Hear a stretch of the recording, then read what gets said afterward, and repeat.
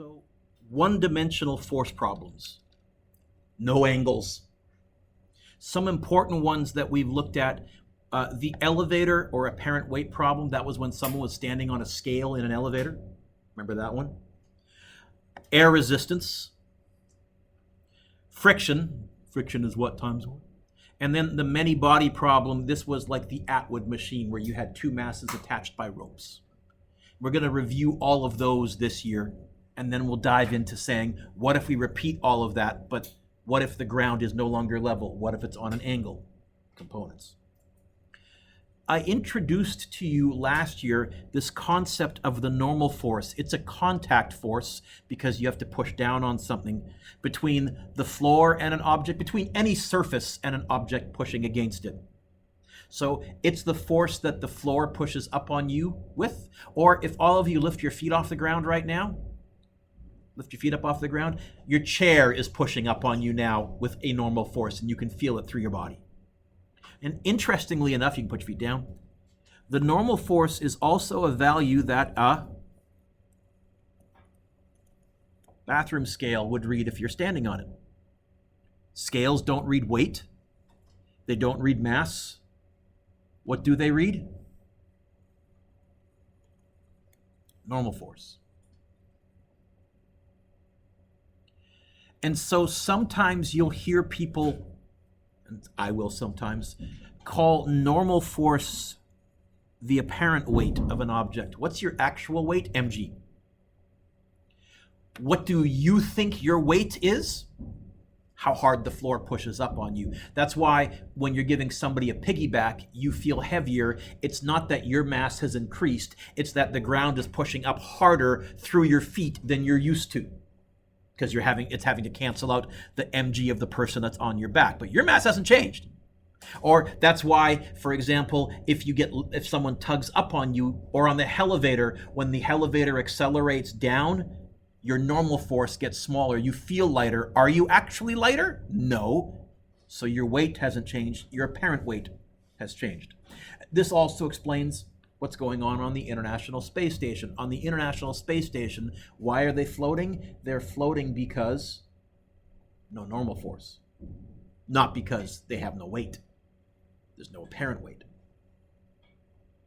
So all of you right now feel a normal force equal to mg, unless we're in some horrible situation.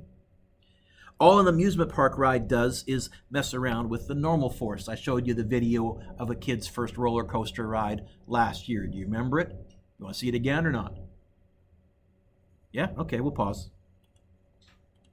Some of you might have been.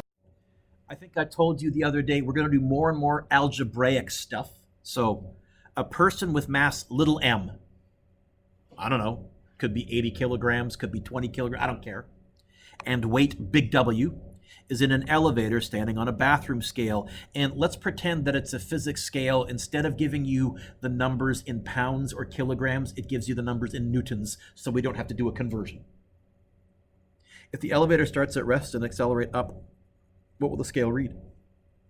W, more than W, or less than W? Normally I'd have you vote, but I think we can figure this out. You know what this is a good job for? A free body diagram. Let's represent the person with a dot. What are the forces acting on this person? Get the obvious one. And normally I'd write mg, but they told me this time that that's capital W, weight. So I'll put a W there. Is that all?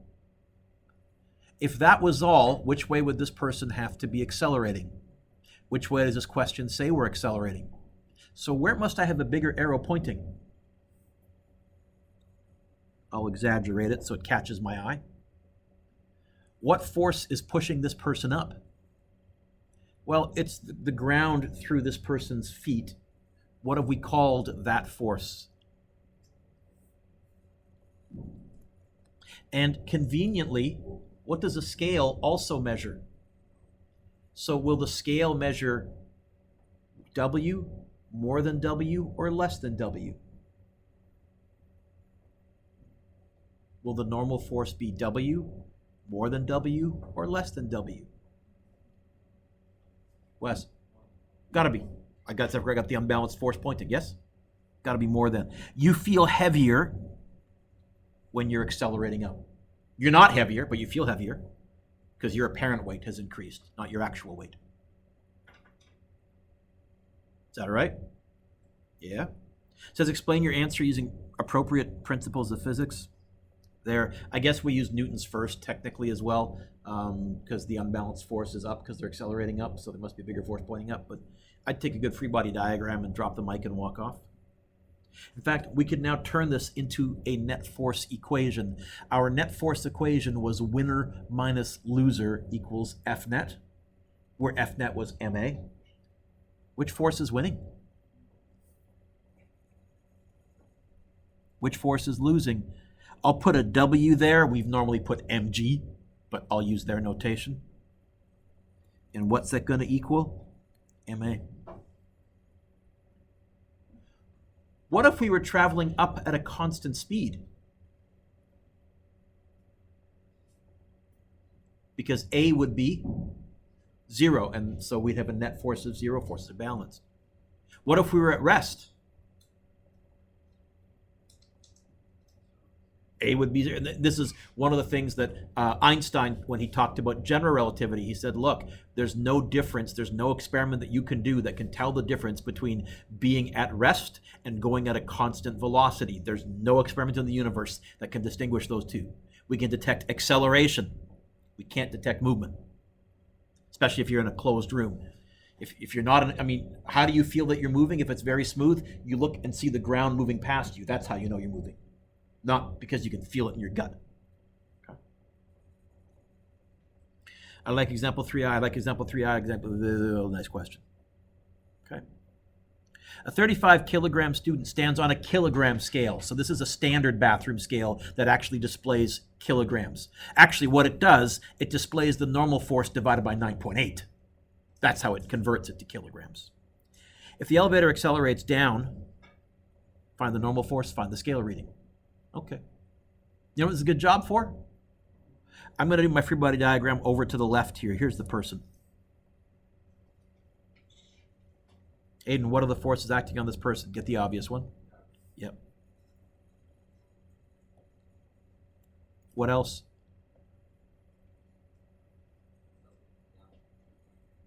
Yep, that's going to be in my equation, but not going to show up on my free body diagram. If this was all there was, I can tell you what my acceleration would be. It wouldn't be 2.25. If this was the only force, what would my acceleration be exactly as a number? 9.8. So what else? There has to be a force pointing up. Which way are we accelerating though, Aiden? So I'll draw my arrow up shorter. Yes? What force is that? Ah, that's the normal force. The ground pushing up on this person. Not as hard. Aiden, what does part A want me to find? Look at my free body diagram. Who's winning?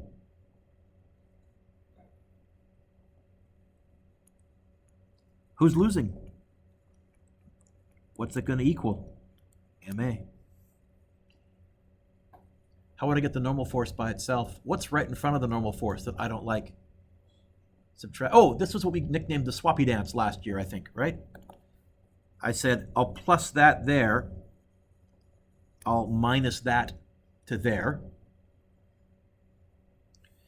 So I think we'll get mg minus ma equals fn. Aiden, do you mind, instead of me writing equals fn, can I write fn equals and put it by itself on the left, because that's just where we're used to seeing stuff. Cool. What's the mass, Aiden, in kilograms?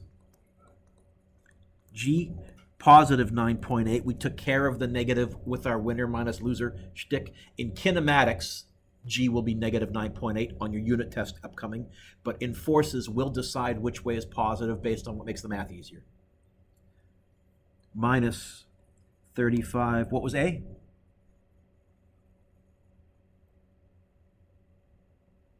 They told us. How do you know that's an acceleration? Meters per second. Yeah.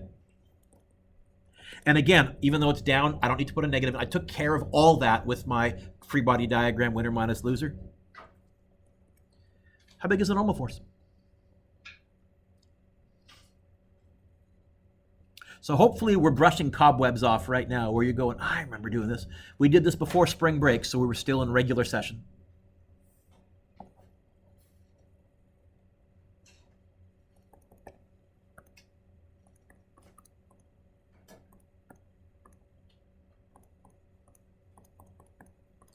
You'll get 264.25. I'll keep that on my calculator. I'll go to 3 sig figs in my answer. 264 and force, it's in newtons. Allie, what's B want me to do? Didn't I find that? I found the normal force, and if it was a physics scale, it would say newtons, but it wants a kilogram scale. How would I convert that 264.25 newtons to kilograms? What's the conversion factor? Psst, psst, psst. Look up. That's the, what if I was on the moon? I would divide by 1.6. It's really divide by, ready, what the gravitational field strength is of whatever planet you're on. Remember last day we said you can think of acceleration due to gravity as a gravitational field strength. Slightly different way to think about it, but it has the same effect. So it's going to be 264.25 divided by 9.8. So even though this person's actual mass is 35 kilograms, they'll feel like they have a mass of 27 kilograms. 27.0 if I go to 3 sig figs. So they'll feel lighter. What if we accelerated down faster? You would feel lighter yet. What if I accelerated down faster than 9.8? You would get plastered against the ceiling, and now you would feel a normal force from above. Probably have to revise our free body diagram a fair bit, but we can handle it. Oh, and also you'd probably be praying because something's gone terribly wrong in your elevator. Pardon me? So the break-even point would be if we were accelerating down at 9.8, you would feel like there was no gravity on you. If we were accelerating down at 9.9, suddenly you would feel, oh, I'm getting pressed against the ceiling. No, the ceiling is pressing against you, but forces come in pairs, and you would feel a slight weight on your back or on your head. And as it accelerated faster, you would feel heavier, but with the ceiling pushing down on you. Pause. I sort of have a video. I like example 4. I like example 4. Example 4 is a nice question. This to me is physics 12. In physics 11, when I was introducing the concept of the normal force to you, most of the time, the normal force was equal to mg. In fact, you may have heard me say something like, I don't know the normal force. Oh, but look. I know another force the same size as the normal force. Remember me saying that maybe? This year, more and more, there's going to be extra vertical forces. Huh? Nick, can you see the extra vertical force in this question? The 15. Normal force is not equal to mg.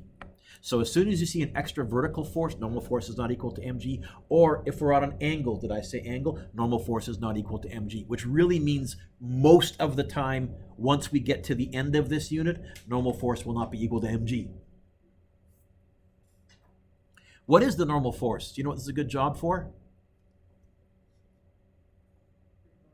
Thank you.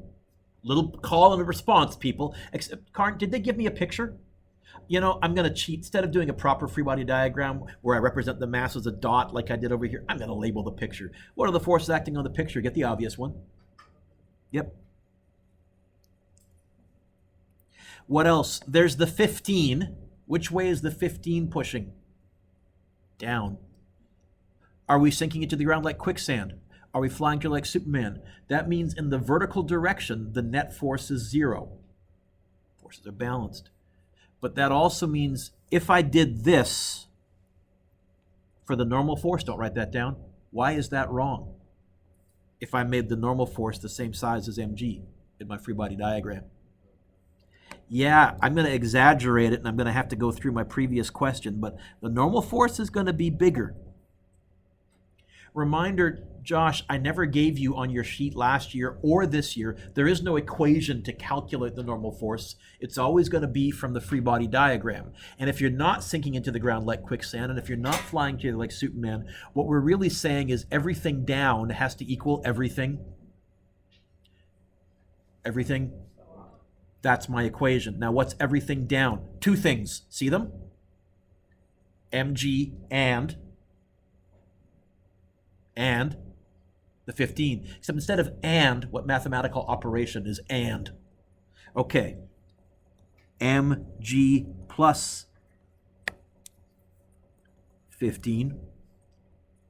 That equals everything up the normal force. What if I didn't have the normal force by itself? What if I had other stuff on that side? I would get the normal force by itself. In this case, it already is. Yay. So I guess the normal force is going to be 5 times 9.8 plus 15. I did that in my head. 5 times 9.8 is 49, 59. 64, double check me.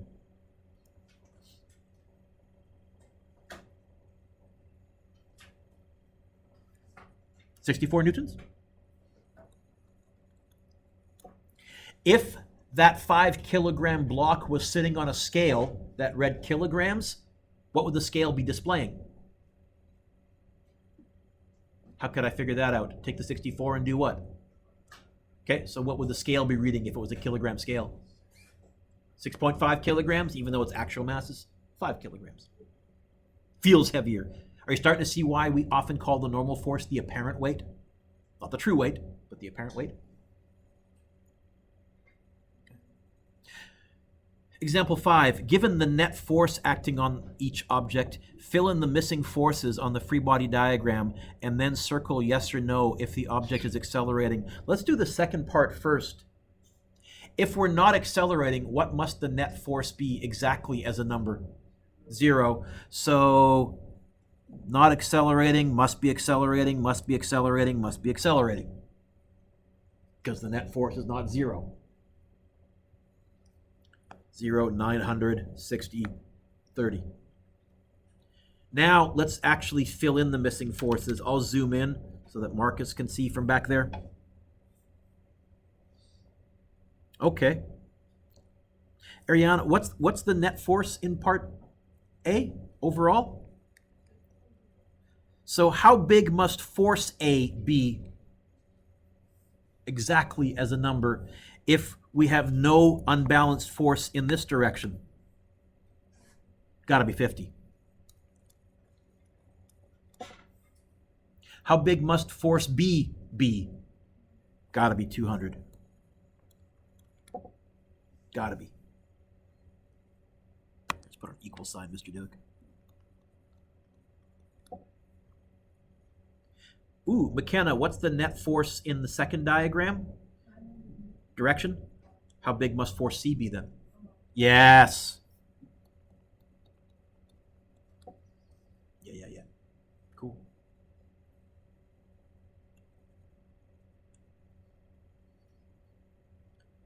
Connor, what's the net force in the next diagram, magnitude and direction? Just read it to me. Is there any up-down force at all? Be obvious, say no. So let's do E. How big must E be? And this is why I keep saying to you, all Newton's first tells me if we're not accelerating, it doesn't mean there's no force. It just means all the forces must cancel out. So, also, by the way, that means, now I know this object is accelerating in which direction. It could also be moving up or down at a steady speed, as long as it's not accelerating. How big must force D be then? Yep.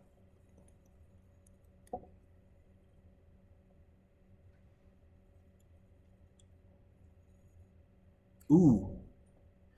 Will, what's the net force in this last diagram, magnitude and direction? Is there any vertical force? Okay, so vertically, how big must force F be compared to force H? So I'm going to say that has to equal h, and that has to equal f. Have I mentioned we're going to be doing more algebraic questions with no numbers? Because we are. Okay. Trying to generalize. How big must G be?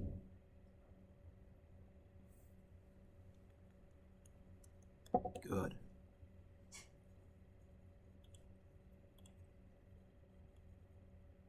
Coming back to you, all of Newton's laws. We spent a long time on this, but it was a while ago, pre-pandemic, back when the world was very different. Let's talk about air resistance. Air resistance is the force of air molecules bumping into an object that's moving through the air. And the key idea, air resistance has direction opposite to motion. If the object is moving up, which way is air resistance? Thank you, Captain Obvious. If the object is moving down, which way is air resistance? And by the way, if the object, if you threw it, if it was moving in that direction through the air resistance would be in that direction. We're not going to look at componenty, slanty air resistances. Could, but that's overkill. Example 6, we did this question last year, but it's a good one to repeat. So turn the page. It says, draw a force or a free body diagram for each of the following. Situation A, the ball is being thrown while it's in my hand. Situation B is on the way up. And situation D is on the way down after it's reached the top and started coming back down. Let's do a free body diagram for each one of these. Okay? And although they gave me a picture, I'll do, because I got room underneath, I'll do the actual free body diagram. So here's the ball. In the first situation, what are the forces acting on it? Get the obvious one. Yep. What else? I mean, they can't be it. It's not in free fall going down. So what else? We could call it F applied. We could call it F throw. You could almost make an argument. You could say, call it a normal force if you treated my hand as a surface. But I would take all those. I like your F applied because that ties into kind of a term we've used. Here's the question. F applied, bigger, smaller, or the same size as mg? Why must it be bigger? I'll show you an F applied that's smaller. Watch, watch, watch. Look up, look up. There. That was smaller. You know how I know? Ball didn't go anywhere. I didn't give it enough velocity and enough acceleration to have it leave my hand. So, yeah.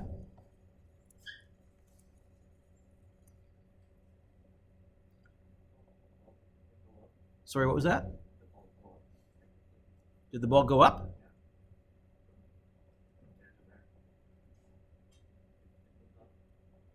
Stop saying moved. I would moved it up. You could argue there was actually, here's what happened. There was a constant speed because the normal force, my applied force, whatever, was always as big as it needed to be to cancel out gravity.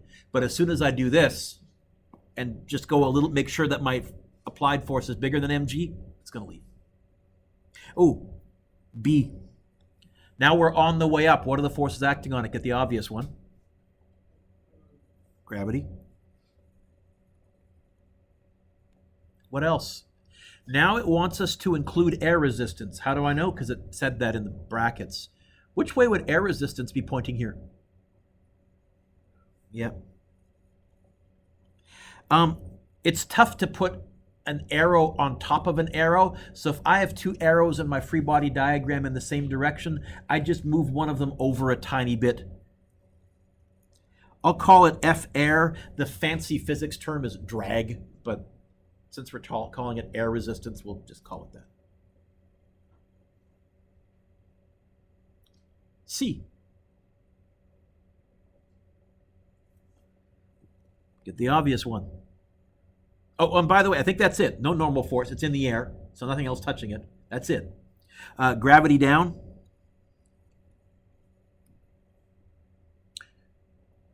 Which way would air resistance be pointing? Bigger, smaller, or the same size as mg? Initially smaller. As we fall faster, air resistance would get bigger, and eventually we would reach terminal velocity, and air resistance and mg would be the same size. Can air resistance ever be bigger than mg? Hold that thought. Example 7. How can the ball be rising in 6b? How can the ball be moving up if all the forces on it are acting downwards? What have I been ranting on? What have I been ranting on for the past couple of days? What do Newton's laws tell us? The direction of what? Acceleration, not the direction of movement. Okay? So it says explain using relevant physics principles. Newton's first tells us direction of A, not V.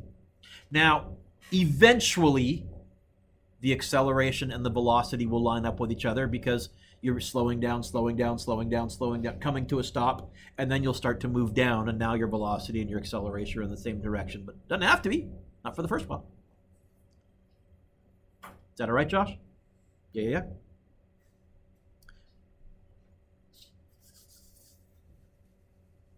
Ooh, Cleo, in part C, this part here,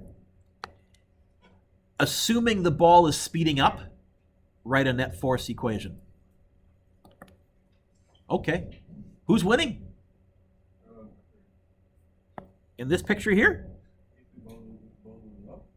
No, it's moving. In part C, the ball is moving down and speeding up. So which force will be winning? Yes. Which force is losing? And that's going to equal ma. So as far as I'm concerned, I can either give you the acceleration and say find the air resistance, but I got to tell you the direction of the acceleration. Are we speeding up or slowing down? Or I can give you the air resistance and you can find the acceleration. How would you get the A by itself? Divided by M. How would you get F air by itself? Swappy dance, or if F air was the winner, just minus the other thing over. A 90-kilogram parachutist free falls for a time and then opens a parachute. If the parachutist slows down at a rate of 1.5 meters per second squared, A says compare the forces that act on the system. That's physics code for draw a free body diagram. So here's the parachutist. What are the forces acting on this parachutist? Get the obvious one.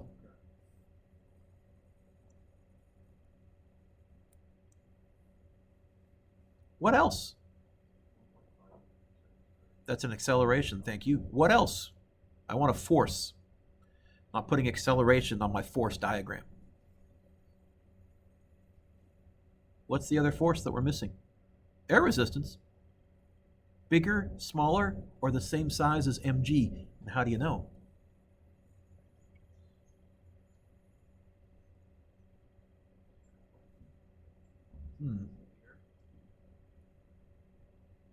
Or same size. Which way are we accelerating? Up? How are we accelerating up? I thought we're moving down. Okay, moving down, but slowing down. If you're moving down and slowing down, what direction is your acceleration? Aiden, I don't know what that means. Can you give me a two-letter word that ends in a P? I thought you were going to say ip. Yeah, up. Good. So which way is my bigger force got to be pointing then? Is it possible for air resistance to be bigger than mg? Yes. Otherwise, I'd be dead. I mentioned lately I jumped out of an airplane. Okay. So compare the forces. We've done that. B says write a force equation. Okay. What's my equation going to be here?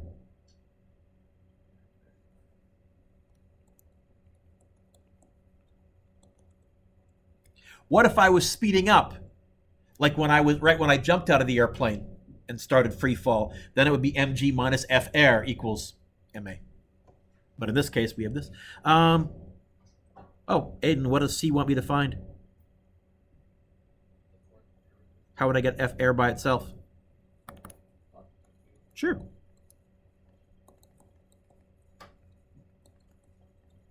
MA plus MG or MG plus MA. Let's crunch the numbers. M 90, A 1.5 plus M 90, G 9.8.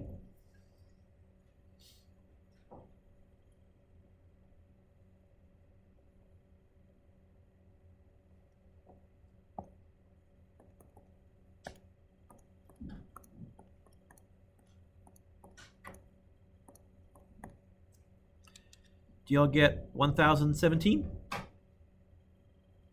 1020 if I go to 3 sig figs? Newtons.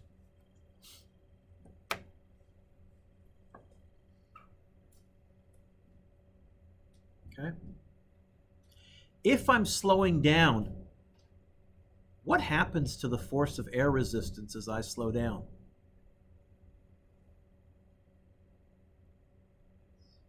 It gets smaller. So as I slow down, this would get smaller. And in fact, eventually, I'll reach the point where A is 0, where I'm no longer accelerating, and air resistance equals mg. What do we call it when air resistance equals the force of gravity? It's a 2-word phrase, starts with a T and a V. That's terminal velocity. You can achieve it without a parachute. I did. But that terminal velocity is much higher because my cross-sectional area is so much smaller. The parachute has a big enough area, it's able to deliver a much larger force of air resistance, enough to bring me to a different terminal velocity. Is that okay, Josh? Yeah. So the air resistance is actually not a constant value. It gets larger as speed increases. A falling object will eventually reach the point where the force of air resistance equals the weight. We call this terminal velocity. So what would the force of air resistance be once terminal velocity is reached? F air equals mg.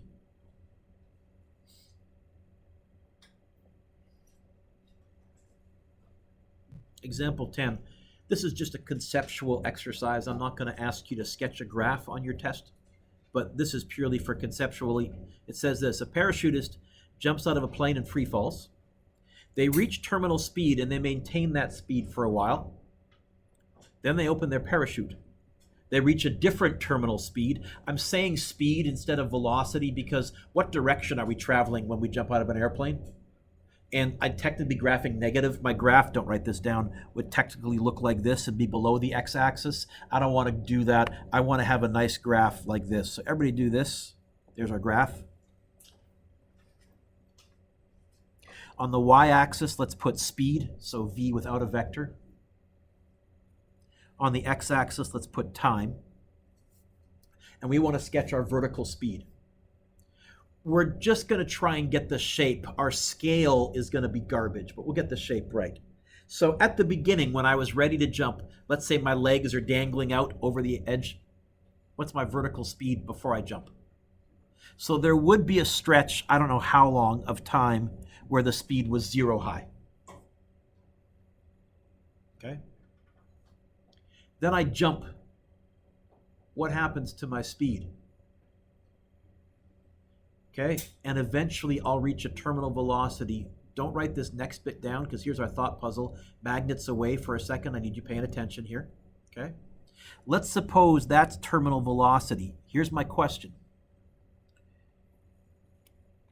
Should I draw that,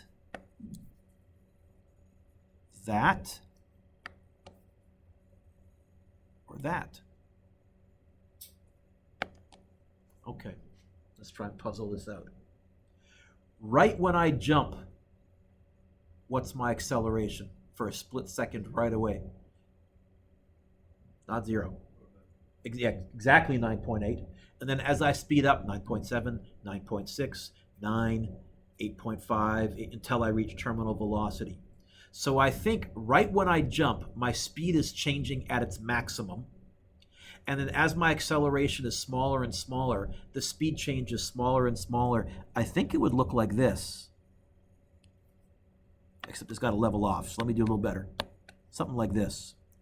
Maximum speed change, and then I would kind of level, there's my terminal velocity there. Is that all right? Make sense? In real life, this section here lasted, I don't know, 30 seconds-ish. I pull my parachute.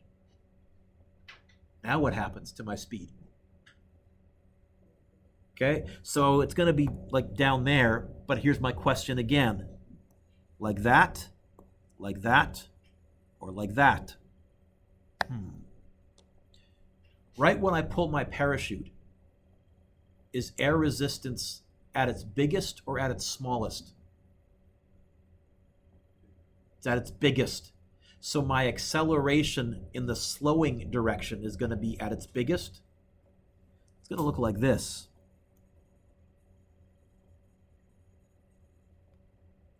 I'll slow down really fast, but then not so fast until I reach my new terminal velocity. And here's where this scale is going to be a little bit garbage, because I told you this portion was about 30 seconds. This portion here, this little level line, should be about 5 minutes long. It should go off my page and into Mr. Kamosi's room if I was doing a scale graph, and I can't. But this lasted about 5 minutes. I'm slowly drifting towards the ground. What about when I hit the ground? What's my new terminal velocity once I'm on the ground? 0. Yeah. Something like that. Yeah, gravity. You're right. Okay. Speaking of free fall, Mr. Duick has a video. First of all, what's your homework? Number 1, A and B. 2, 3, 4 is good. 5 is good. I haven't skipped any so far. 6 is good. So far it's been all of them.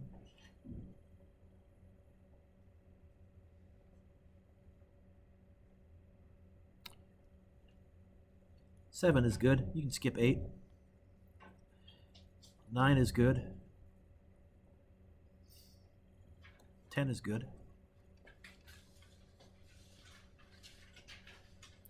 11 is good. 12 is good.